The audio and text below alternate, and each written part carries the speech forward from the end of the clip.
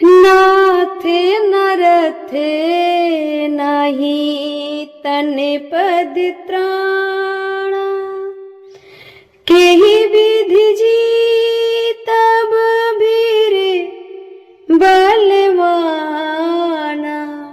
विभीषण जी कहते हैं कि प्रभु राम ने रथी बिरथी रघुवीरा, देखि विभीषण भयहु अधीरा।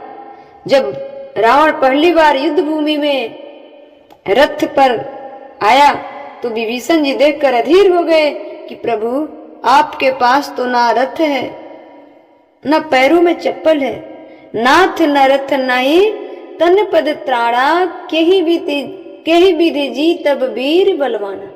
आप कैसे जीत पाएंगे? तो भगवान ने कहा कि विभीषण जी मेरे पास सब कुछ है पर आपको दिख नहीं रहा है। क्या कहते हैं भगवान? सुनहु सखा कह कृपा निदाना, जेहि जय होई सो स्वयं आना। विभीषण जी जिससे जय होती है, जिस चंदन से जय होती है, जिस रथ से जय हो सकती है, वो तुझे मैं बताता हूं। भगवान ने कहा मेरा रथ तुझे दिख नहीं रहा है, लेकिन मेरे रथ में 2 चक्के लगे हुए हैं। किसके? पहला चक्का है शौर्य का और दूसरा चक्का है धीरज का। शौर्य रखिए और धैर्य रखिए, और मेरे रथ के ऊपर झंडा भी लगा हुआ है। राम जी के रथ पर झंडा है क्या? राम जी के रथ पर झंडा है क्या? क्या चीज का? सत्यशील दृढ़ ध्वजा पताका। क्या चीज का झंडा है? सत्य और शील दृढ़ ध्वजा लगी हुई है। घोड़े भी हैं। कितने घोड़े होने चाहिए अच्छे रथ में?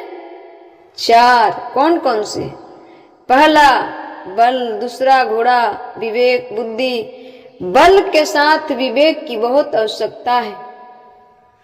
बल के साथ विवेक की बहुत आवश्यकता है। यदि बल है और विवेक नहीं है तो बल किसी काम के नहीं।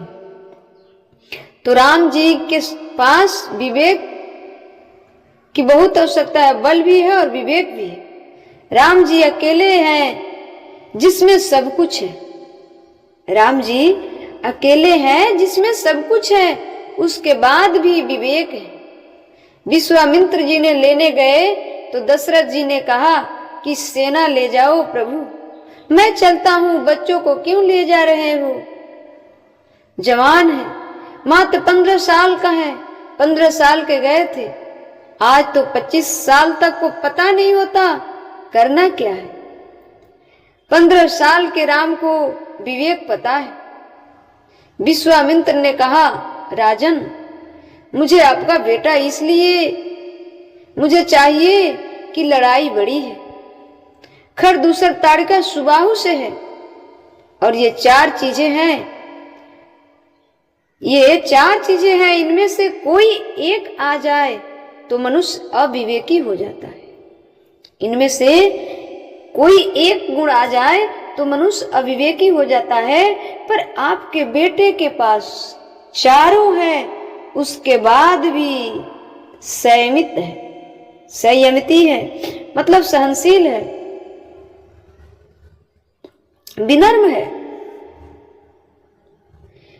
इसलिए मैं आपके बच्चे को लेकर जा रहा हूं। यौवनम जवानी, दूसरा धन पैसा आ जाए, तीसरा संपत्ति और चौथा प्रभुत्व।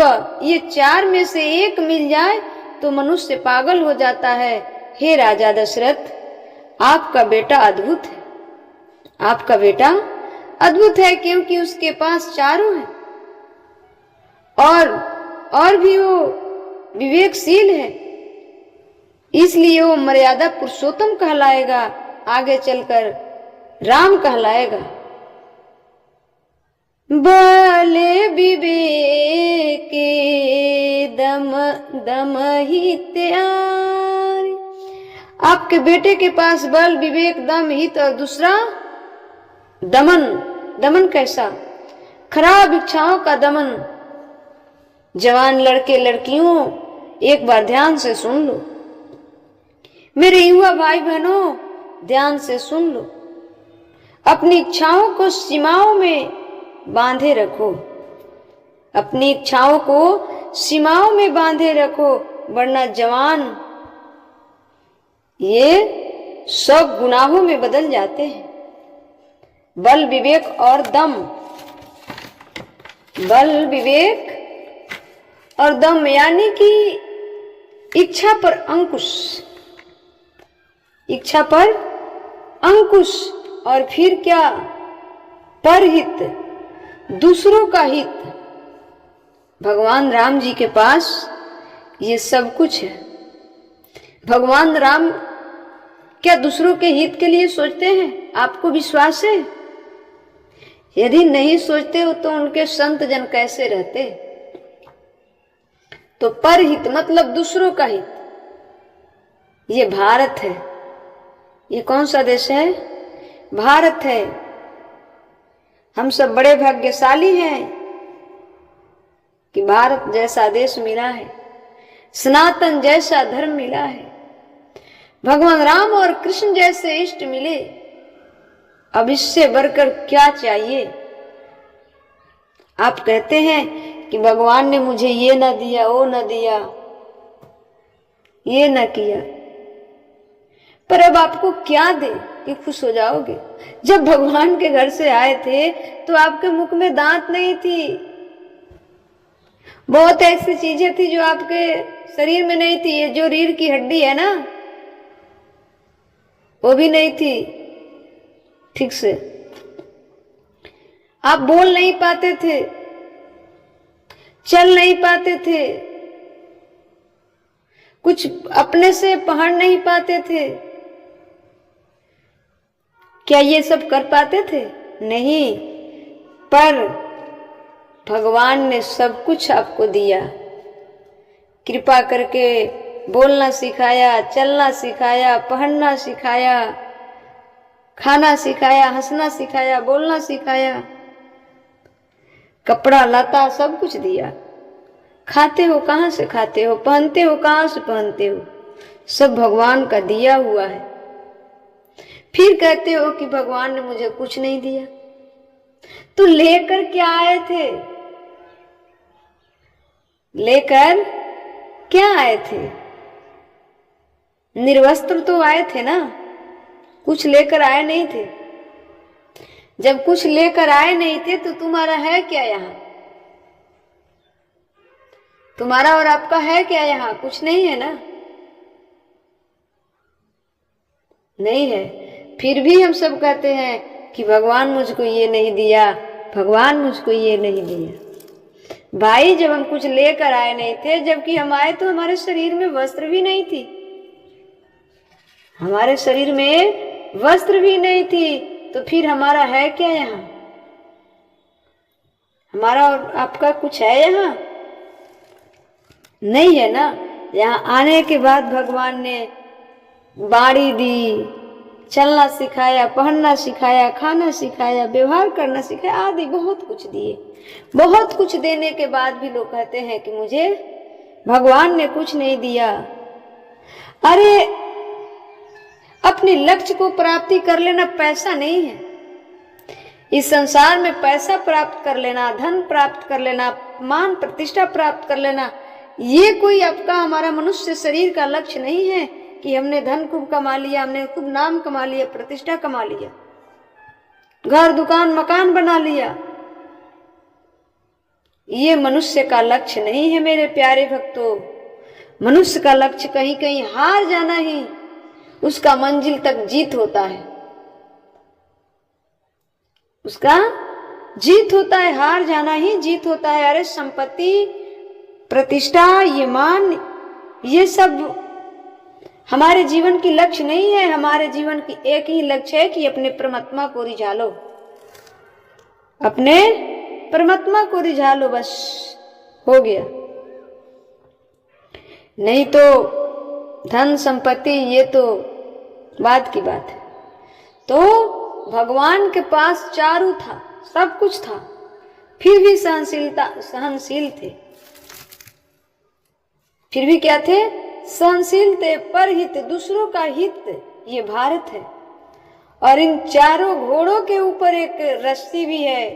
भगवान बता रहे हैं विभीषण जी से कि इन चारों के ऊपर एक रस्सी भी है, लगाम भी है। लगाम क्या है? क्षमा, माफ कर देना। भगवान कृपालु है ना, अपने भक्तों को माफ कर देते हैं ना। हम जन्मों जन्मांतर के पापी हैं, अपराधी हैं, हम छली कपटी अधम नीच सब कुछ हैं, लेकिन जब भगवान के चरणों में जाते हैं, खुद को समर्पण कर देते हैं, उसके बाद फिर वो गलती नहीं दूर आते हैं, तो भगवान हमें क्या कर देते हैं? सारी पापों से मुक्त कर देते हैं, क्षमा कर देते हैं। तो भगवान ने कहा कि घोड़े के ऊपर एक रस्सी भी है, लगाम भी है। लगाम क्या है? क्षमा, माफ कर देना। कृपा, दूसरों पर कृपा करना। तीसरा, समता, एक जैसे दिखे। भगवान सबको एक जैसे दिखे। ये रज्जु है। ये क्या है? रज्जु है कि एक चीज और है, सारथी भी है। विभीषण जी, एक चीज और है, सारथी भी है मेरे रथ पर। जो तुम्हें दिख नहीं रहा है वो कौन है? सारथी जो है वो कौन है? इष्ट, भजन। सारथी कौन है? भजन। अर्जुन जी के सारथी कौन बने थे? भगवान बने थे ना। तो भगवान क्यों बने? इष्ट हैं, भजन करते थे अर्जुन जी। इतना चीज होने के बाद भी भगवान तापस वेश, एकदम साधारण मनुष्य के भांति जीने वाले मनुष्य के जैसा जीते और व्यवहार करते थे। और उनसे इतना कुछ कर देने के बाद भी कोई अगर शरण में माफी मांगता है तो माफ कर देते हैं।